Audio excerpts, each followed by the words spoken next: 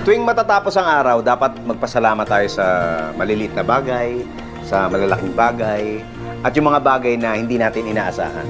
Ito yung mga bagay na hindi natin pinagplanuhan, hindi natin pinagandaan, pero nangyari. Pero napansin nyo ba, madalas yung magagandang nangyari sa buhay natin ay yung mga hindi natin inasahan. Mga hindi inaasahang balita, hindi inaasahang blessing, hindi inaasahang relationship. Hindi ko naman sinasabing huwag na tayong mag-expect ng mga bagay-bagay. Pero dapat siguro, ang mentalidad natin sa buhay, expect the unexpected.